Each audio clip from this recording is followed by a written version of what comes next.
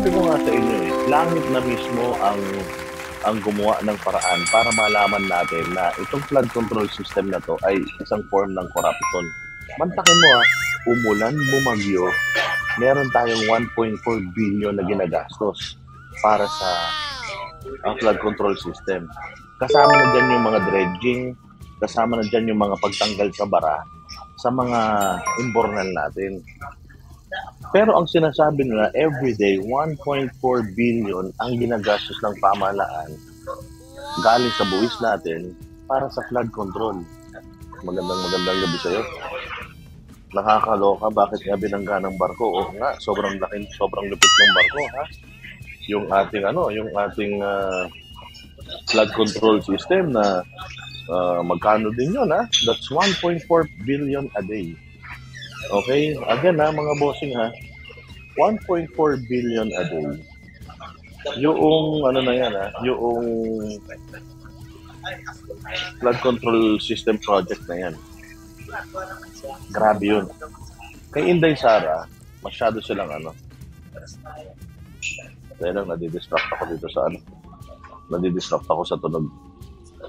Ayan. So, kung mapapansin ninyo mga bossing, kay Inday Sara, 125 million ginastos ng sabihin natin 11 days, pero ang sinabi nila Inday, nagastos yan ng 19 days. So imagine nagastos yun ng ganon kahaba. Galit na galit ang Kongreso, galit na galit ang Makabayan Black. 125 million ginastos ng ilang araw, 11 araw. Samantalang dito sa flood control project na to, 1.4 billion per day ang ginagastos natin dyan. And tingnan nyo naman, umihilang ang pusa. Ayan na, baha na kagad sa Metro Manila. Grabe ang abalang dinulot ng baha na yan. Sobra ang abalang dinulot ng baha na yan, mga bossing. Talaga naman,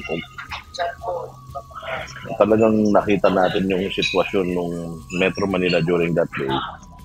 Kasi yun nga, meron nga akong schedule ng US Visa. So yung kasagsagan ng pagbabaha na yan, imagine ninyo, Esmeralda Basay, maraming salamat po. So yung kasagsagan ng pagbabaha na yan, imagine ninyo, nandun ako mismo, naiipit ako sa traffic. Tapos kung hirap na hirap akong umikot kung saan ako makaikot para lang makahanap ako ng maayos na kalsada. Pinilit kong pumunta sa US Embassy. Mantakin mo, umalis ako ng bahay ko alas 5, pasado alas 5 ng madaling araw. Kasi ang schedule ko alas 8 kasi gusto ko maaga akong dumating doon para fresh ka. Walang hiya. Maniwala kayo from that early, mga 5:30, biyahe na ako. Tangin mo, na-stuck ako sa traffic. Na-stuck ako sa baha kasi may mga parts na ng Malate na talagang hindi na passable. Ano na lang siya, bus na lang ang makakadaan. And even, nakita nyo naman sa may bandang Taft Avenue, grabe, halos kalahati na ng bus yung tubig. Ganon kanlala yung ulan. Ulan lang to. Hindi pa to talaga super typhoon, Typhoon, normal na normal na bagyo lang ito na humigop ng habagat. Kaya, matindi yung pag-ulan. Pero yung ulan na naranasan natin ngayon, nang hinayang pa sila dyan, sila yung sa PhilHealth nga, di na ma-explain. Oo nga, true. Grabe, until now, di pa ako nakaget over sa barkong miski ako, hindi talaga ako makakaget over nun. Yung iba nakita ko sa reels, ginawang swimming pool ang Metro Manila. Totoo, yung iba nga nag-water rafting pa. Kita niyo yung pinost ko sa reels. Di ba? Ayan. So ngayon, mga bossing, ako talaga nakita ko ng personal ang tindi ng baha natin. Hindi pa to super typhoon, normal na ulan lang to. Mas matindi pa yung Ondoy dito. Kasi yung Ondoy talaga, mantakin mo, ibinuhos niya ng isang araw yung ulan sa loob ng isang buwan. Ganun karaming tubig ang tumapon sa atin. And as far as I know, nung panahon ni PRD, nagkaroon na tayo ng project na hindi lang natin mapo-forecast yung ulan. Yung bagyo, hindi lang natin makikita. Mabibilang na natin. Alam ko may technology na tayo na gano'n Mabibilang na natin yung dami ng ulan na dadalhin netong bagyo.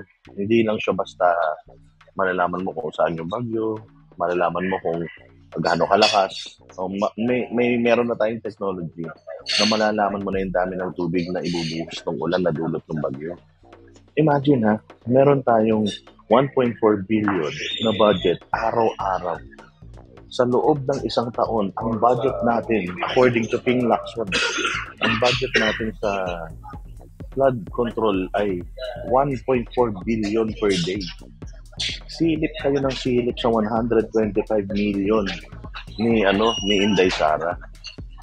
Sinisilip nyo yung 50 billion ni Pulong Duterte. Sinisisi nyo pa si Pulong Duterte sa pagbabaha sa Davao na hindi naman parte ng Davao del Sur. Ibang lugar naman yung binaha. Pero sinisisi ninyo yung mga Duterte doon sa baha na hindi naman nila distrito. Hinahanap niyo yung 50 billion ni Baste, ay ni Pulong Duterte. Hinahanap niyo yung 125 million ni Inday Sara. Pero hindi niyo hinahanap yung 1.4 billion na ginagastos natin araw-araw. Mantakin mo umulan, bumagyo, meron tayong 1.4 billion na ginagastos para sa flood control system. Kasama na dyan yung mga dredging, kasama na dyan yung mga pagtanggal sa bara sa mga imbornal natin. Tanungin ko kayo, siguro naman marami sa inyo dito ang nanonood sa iba't ibang parte ng Pilipinas. Question ko lang, again, buong Pilipinas ito. Buong Pilipinas itong project na to. Pero mainly, nakafocus ito sa Metro Manila. 1.4 billion a day. Lumabas kayo sa mga sa mga bahay ninyo. And then, maghanap kayo ng mga tao na naglilinis ng mga drainage natin. Maghanap kayo ng taga-gobyerno na nagtatanggal ng basura sa mga estero sa Metro Manila. Wala kang makikitang ganun. Pero ang sinasabi nila, everyday, 1.4 billion ang ginagastos ng pamahalaan galing sa buwis natin para sa flood control. Kasama yung sa flood control, yung paglilinis ng mga ng mga imbornal. Hindi ba makikita mo may mga naglilinis lang ng imbornal pagka magtatag-ulan na? Pero summer, may nakikita ka ba naglilinis ng mga imbornal? Wala kayong makikita ang mga imbornal na nililinis. Lahat ng mga estero dito, tingnan ninyo, punong-puno ng basura. May nakita ka bang taga-gobyerno naglilinis? Wala. That is because ang dating na itong mga nangyayari na to, yung 1.4 billion na yan, araw-araw, kinakatkong nila yan. Binubulsa nila yan. Kaya naman pala, sabi ko nga sa inyo langit na mismo ang gumawa ng paraan para malaman natin na itong flood control system na to ay isang form ng corruption. Dati ang tinitingnan lang natin yung mga rock netting. Diba? Natatandaan nyo yung mga rock netting? Ngayon pala meron pa. Sabi nga nila ang kinakargahan ng corruption is yung mga bagay na hindi chine-check. Kailan mo ba ma-check yung baha? Kung pag nagbaha na, tama? Doon mo lang malalaman na talaga, meron pa na tayong programa sa baha. Akala natin walang pera Pilipinas. Mantakin mo binawasan natin ang sweldo ng mga pulis dahil sa walang daw pera gobyerno. Hindi tayo makapagtaas ng sweldo sa mga public school teachers. Sa mga nurses, hindi tayo makapagtaas ng sweldo. Pero 1.4 billion ang ginagastos natin araw-araw sa isang proyekto na palpak. Bagyo sabihin hindi palpak. Ay palpak naman talaga. Makikita nyo naman ang nangyari sa bayan natin itong nakaraang mga araw sa Metro Manila. Supposedly, ang Metro Manila, hindi na yan binabaha dahil nga ang laki ng pera na nilalagak para dyan. Pero kita mo naman, konting ulan lang. Baha kagad. Yung foundation ni Pastor ang masipag maglinis. Totoo naman yan. Dito sa Davao.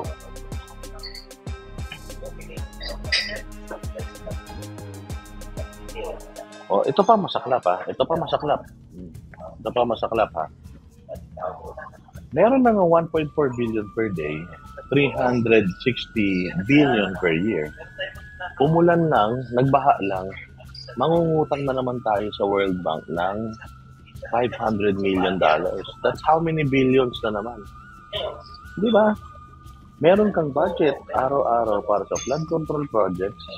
Nung nagbaha, nangutang ka pa. Tragis yan. Sabi ko, tangina talaga. Ibang klase talaga itong gobyerno natin. Lintik talaga, harap-harapan ang corruption talaga. Sobra-sobra yun. Meron kang 300 plus billion para sa isang proyekto na putang ina, isang araw pa lang umulan, natira na. Di ba?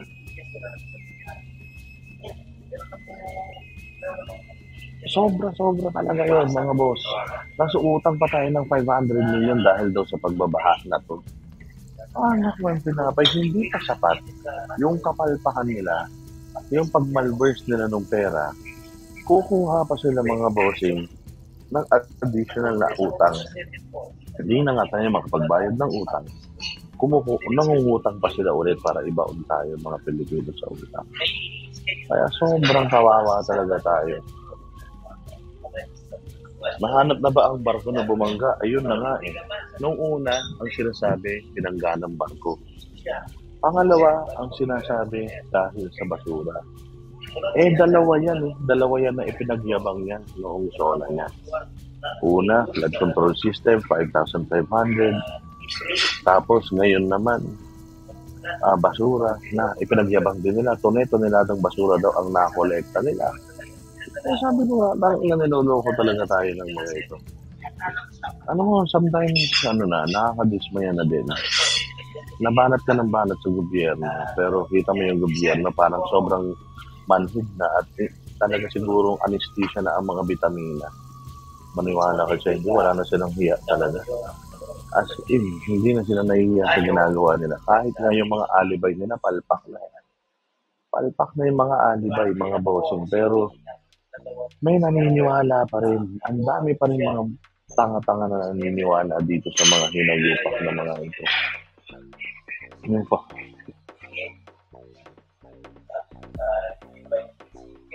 Tama ang sinasabi ni Banat Bay dati. Ang lakaran, manok lang ngayon. Baboy na ang ano. Dati ang lakaran. Anong lakaran? Kalakaran ba? Ayusin nyo nga yung chat nyo. Minsan na lang kayo mag-chat. Ayusin nyo yung chat nyo kasi binabasa ko yung mga chat. Huwag nyo na pahirapan magbasa ng mga bulol na chat. Mangungutang tapos tataasan ang taxes para may pambayad tayo. Rotation na lang, rotation na lang. Hindi pa natatapos ang problema ng Pilipinas. True. 1.4 billion per day, hindi pa enough na kinatkong nila yon. Ngayon naman, mangungutang pa tayo ng 500 million. Akala siguro na hindi malalaman to eh. Mabuti na lang din talaga magaling to si Ping Lacson. Ano mo ako Ito sa totoo lang. Si Ping Lacson, hindi ko rin siya masyadong feel. Pero makikita mo yung mga expose ni Ping Lacson, matino. Matino yung mga expose ni Ping Lacson.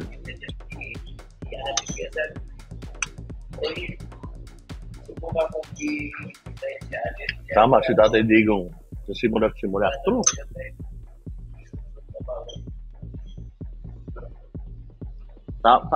Tama naman talaga. Kaya ngayon ang principal natin. Kaya ngayon ang sinusunod natin.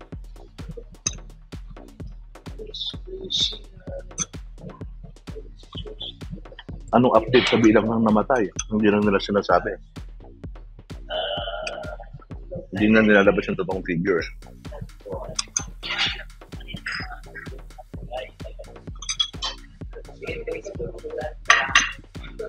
Diba? Biglang kuha na ako ng coffee.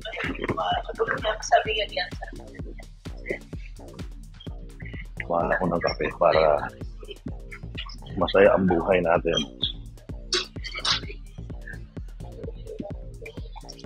Masarap yung kape nila dito kasi sa lounge kasi UCC.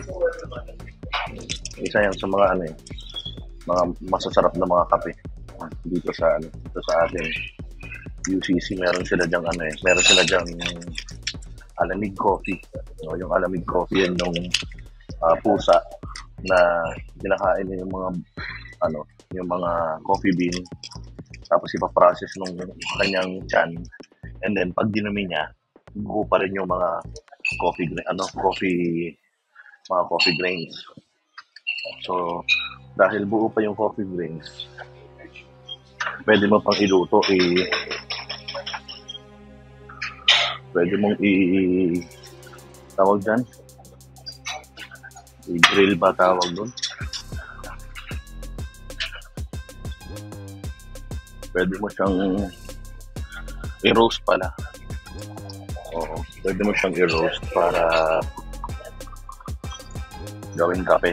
Yan daw ang pinakamasarap na coffee. Yun ang sabi ng mga matatanda. Yang Alamig Coffee. We're back.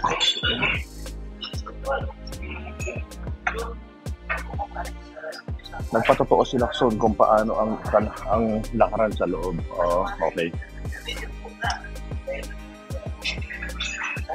Sa totoo lang, na-appreciate ko si Lacson dyan. Hindi natin malalaman yung corruption dyan.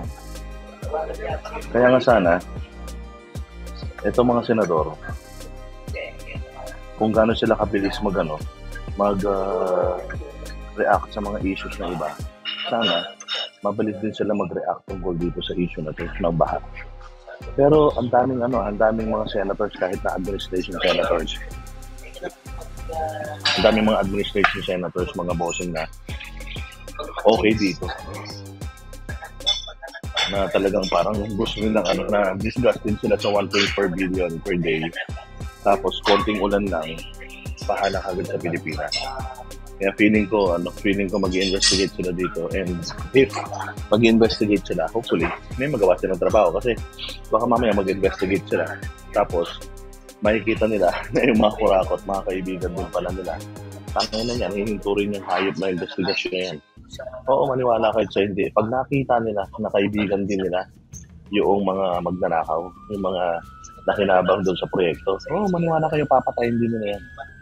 Kaya ewan ko siguro huwag na talaga tayong umasa sa sistema ng gobyerno, dahil putang ina nitong mga nasa gobyerno talaga, lahat yan mga satanas. Mga kriminal talaga lahat. Siguro maganda magdasal na lang tayo sa langit. Magdasal na lang tayo sa Diyos, no? Na huwag nang gisingin itong mga to pag natulog, no? Sana mamatay na lahat ng mga kurakot dito sa Pilipinas, ano? Para at least kahit pa paano maging maayos na yung buhay natin. Kaya sabi ni Otsutsiki, panay daw ang ninyo. Sobrang sinungaling nyo daw, kaya siningin na kasan. Overhaul na dapat, sabi ni Garsti.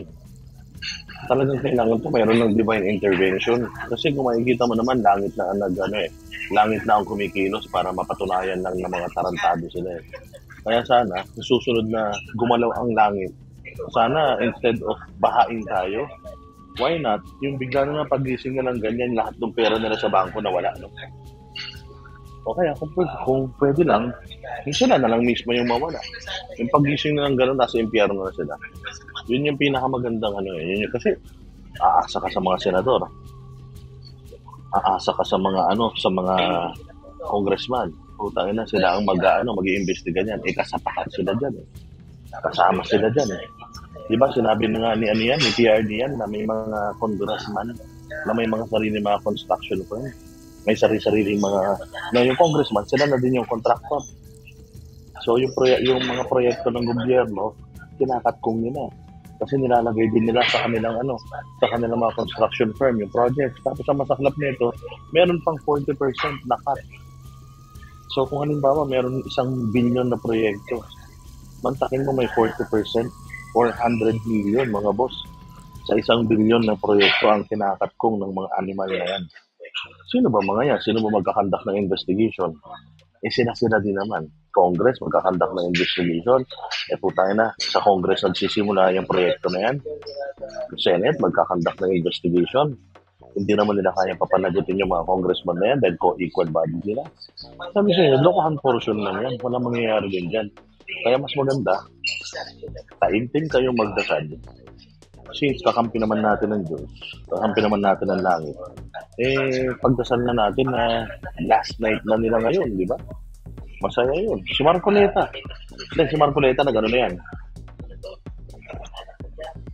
Si Marcoleta nag-ano na siya, nag-pledge na siya na, or nagsabi na siya na dapat magpa-drug test na si PBBM. LDS, Banateros, Jing Corpus, uy, solid ah. Oy, lahat ng mga Banateros dito ha, palitan na ninyo yung mga pangalan nyo para identified na kayo na Banateros ha. Itutuloy po natin yung community natin. Yung mga community works natin, itutuloy na po natin yan. Wala nang urong yan. Sooner or later, magsisimula na yan. Meron na kami kompleto na kami lahat kami may motor. Pupunta kami sa isang lugar. Mag-outreach tayo. LDS Banateros Ching, maraming salamat. Buena Mano. Hindi, ano na yan? Buena Mano sa Japan yan. Jing Corpus. May nag-message sa akin kanina, si Angie Son. Sabi ni Angie Son, wait. Okay.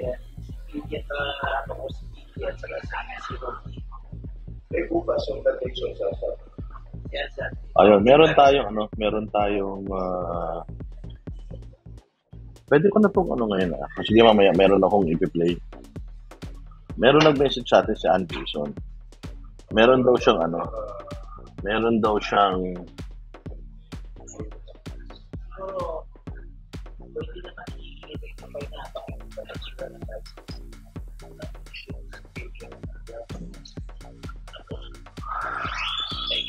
si Anderson, meron daw siyang mga relief goods.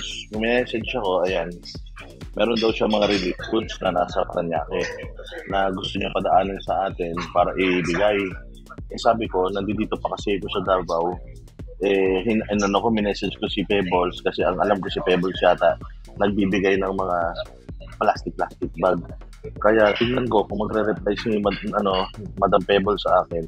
Kukunin ko yung address para doon ko ipapadala yung supposedly ipapadala sa atin ng mga relief goods. So ipadala na lang natin kay Madam Pebbles kasi since namimigay din naman siya. Wait ko lang yung reply ni Madam Pebbles. For the reply, na-replyan kita tapos sabihan ko, ibigay ko sa iyo yung address ni Ma'am Pebbles para sa kanya mo ipadala yung mga goods na yan. Again, maraming salamat sa inyo doon sa mga Banateros dyan na may tiwala sa Banateros para para magpadala ng mga relief goods. Maraming salamat sa inyo kasi nagtitiwala kayo sa amin. Oo, pero basta hahanapan natin yan kung saan pwedeng mapunta yan na talagang nangangailangan para at least meron naman tayo matulungan kahit pa paano. Kaya maraming salamat sa iyo, Anderson. Mabait ka, napakabait. Nakita natin yan sa Pampanga. Noon nasa Pampanga tayo, nagbigay din niya ng pera para sa Maisog. Tapos sa harap niya inabot natin sa mga organizers ng Maisog yung pera na ibinigay niya para din sa Maisog. Kaya yun, maraming salamat sa iyo, Anderson, kasi kapag merong mga sinusuporta ng Banateros, nakasuporta rin kayo. Salamat. Yes, pabalik na kami ng Manila. Wag muna sana. Bakit? Dahil dun sa issue kay PRD. Tumawag na rin ako before kami umalis kasi supposedly nga i-move yung aming flight hanggang Tuesday. Pero tumawag ako kanina doon sa mga staff ni PRD. Tapos sa mga advisors ni PRD, tinanong ko kung kailangan pa ba tayo. Although tumawag naman si MJ Mondihar sa akin, sabi ni MJ Mondihar na mag-extend sila kasi supposedly uwi na rin sila MJ Mondihar ng Manila. Pero dahil nga nalaman nila itong issue na to na anytime pwedeng kunin si PRRD, so nagpaiwan na si MJ Mondihar and on standby siya. Actually, ang gusto nga ni MJ Mondihar ay ang gusto nga ni MJ Mondihar, mga boss, na mag-station na siya. Kasi doon na sila. Simula bukas, doon na sila. Abangan na nila kung yung Intel ay itutuloy. Pero yun nga, good news kasi according doon sa nakausap ko kanina, mukhang na-preempt or mukhang na-check natin ng maaga yung Intel nila. Kaya mukhang hindi matutuloy or hindi nila gagawin. Pero syempre, considering na meron na ngang mga foreign agents na nandito sa Pilipinas, anytime yan pwedeng mag-strike yan. Kaya maging mapagbantay pa rin. Let's assume na may mga ganyang mangyayari sa mga susunod na araw, kaya kailangan kayong mga tiga Davao, maging mapagmatyag kayo. Kasi bagamat medyo parang humihina na yung istorya or yung na-check natin kasi yung plano nila na yun eh. Bagamat medyo humihina-hina na, kailangan maging mapag-abang pa rin tayo. Oo, kasi actually, ganito. Nung nalaman ko yun, sinabihan na kami na. Sabi ko, pwede na ba namin ilabas yan? Sabi sa amin, actually, pwede na. Pero hindi ko pa rin nilabas. Inantay ko pa rin na manggaling sa mga Duterte yung unang salita bago tayo magbigay ng statement tungkol doon. Kasi lagi natin sinasabi sa inyo na kami mga banateros, hindi naman po sa pagmamayabang, pero kami ay talaga namang nagpapasalamat at tuwan-tuwa sa pamilya Duterte. Kasi may tiwala sila sa amin. Kahit pa paano, meron silang tiwala sa atin na mga banateros na mag-handle ng mga situations. At meron silang kumpiyansa na pag nagbigay sila sa atin ng information, we can keep secrets. We are respecting the confidentiality ng mga information na nakukuha natin. Maybe that's also the reason why tayo ay pinagkakatiwalaan sa mga impormasyon, hindi tayo bida-bida. So when we got that information, tinanong na nga namin kung pwede lang ilabas. Sabi naman nila pwede, pero hinantay pa rin namin. Until last night, nung nilabas na siya ni Mayor Baste sa isang Facebook post, tinanong natin. Ay sabi ko, it's about time. Kaya kanina gumising talaga ako na maaga just to talk about it. And hopefully, other vloggers pick it up. Kasi kailangan talagang kumalat yung balita para at least malaman nila na people are parang hindi nila tayo ma-blindside. Hindi nila tayo magulat para at least malaman nila na nakaabang ang tao at ang tao ay willing mamatay para kay PRD. Kasi sa totoo lang, pwede naman kayo magkaso kasi dito sa Pilipinas. Dito kayo sa Pilipinas magkaso para maharap ni PRD ang mga ikakaso sa kanya. Kesa yung nag-apply kayo ng kaso sa ibang bansa. Tapos, ang masaklap pa nito, pinakikialaman pa tayo ng mga foreign entities. Kaya naku po, nakakatakot yan. Sobrang nakakatakot talaga yung mga nagaganap niyan. Kami mga Dabawenyo, hindi kami pa. Alam mo, ganito nga yung usapan namin eh. Maiyak-iyak pa yung kausap ko. Sabi niya, so boss Dada, so anong gagawin natin? Sabi ko, tapos sabi niya, anong bang plano ni PRD? Sabi niya, ang plano ni PRD, dahil ayaw niyang may madamay, magpapahuli daw siya. Magpapa-aresto siya. Siyempre, hindi kami papayag. Sabi nung kausap ko, siyempre, di ba hindi kami papayag? Parang lalaban kami pag lalaban namin siya. Nakakalungkot. Kasi miski ako medyo nalungkot ako ng sobra. Gawa ng mantakin mo si PRD. Ang tanda-tanda na nun. Dati palaban si PRD. Sabi pa nga ni PRD, no, subukan niyo akong huliin. Magkakamatayan tayo. Pwede akong ikulong dito sa sarili kong bayan. Pero kung sa ibang bansa ako ikukulong, kutsa hindi ako papayag. Kasi hindi ako papayag na i-judge ako ng ibang lahi. Kailangan ang mag-judge sa akin, Pilipino. Pilipinas, yun ang mag-judge sa akin. Okay lang ako makulong dito kung talagang yun ang magiging resulta ng demokrasya eh. Pero yung kukunin ako ng ibang bansa para doon ako sa kanila ikulong, yun yung hindi ko mapapayagan. Yun yung sabi ni Isagani, bakit naman nila kukunin si FPRD?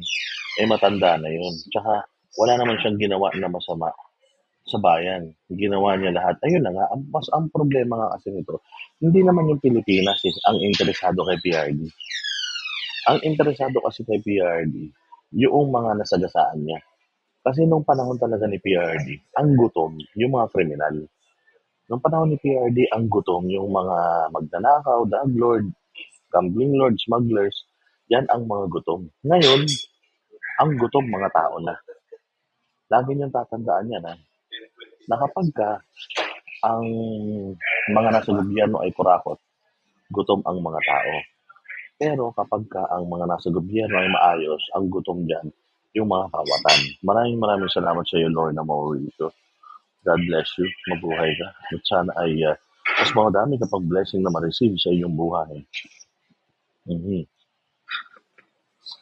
Nakakalungkot kasi 'di ba, parang matanda na ako ayoko na ng gulo. Kasi baka mamaya niyan mag-resist ako, tapos yung mga tao lumaban, kawawa naman, 'di ba?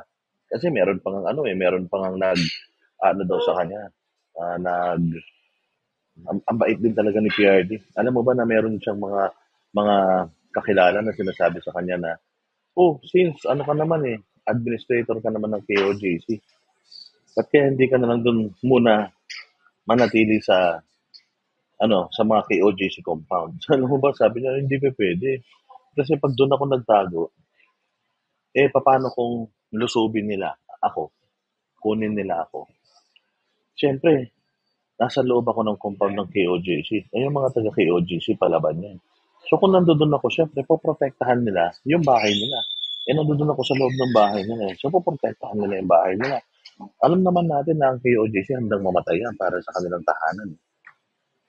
So, baka mamaya pasukin, pwersahin dahil kay BRD, tapos lumaban yung mga taga KOJC, tapos may masaktan sa kanila, worse, baka may mamatay pa sa kanila. Teka, may konsensya pa ni PRRD yan. Hindi ba? Alam niyo naman kung gaano kasama yung mga tao sa sa gobyerno. Ito, may papakita ako sa inyo, ha? Pero sa cellphone ko lang ipapakita muna. May papakita ako sa iyo kung gaano kahayop yung mga yung mga nasa gobyerno. Ito, papakita ko sa inyo. Oh, ayan. Nakita niyo yung batang yan? Ayan, oh. Nakita niyo? Bata. Ayan, oh. Oh, nakita niyo yung bata na yan? Hmm. Oh, yan. Titigan niyo maigi yung bata na yan. Ang liit, no? Ano dating sa inyo ng bata na yan? Maliit na bata, payat-payat, nene, mukhang mabait. Anong assessment niyo dito sa bata na to? Just by looking at her. Ayan. No? Just by looking at this little girl. She's only 15. Ayan, tignan mo. 'Di ba? She's so tiny. Tingnan mo kung gaano siya, tingnan niyo kung gaano siya kaano ha. Tingnan niyo kung gaano siya kaano kalaki. Wait lang. No. Kung gaano siya kaliit, papakita ko sa inyo. Papatayuin ko si Master Judea sa tabi niya. Ayan. No, patatayuin natin si Master Judea. Oh, ang liit na bata, di ba? Oh, ayun, di ba? Oh, ayan yung kinuyog ng pulis. Ganong kasama ang mga nasa pamahalaan na yun. Yang bata na yan yung kinaladkad ng mga pulis. Yung bata, ayun, yung bata na yung bata na sinuntok, yan yun. Siya yun. Tamuliit, babae, ang payat.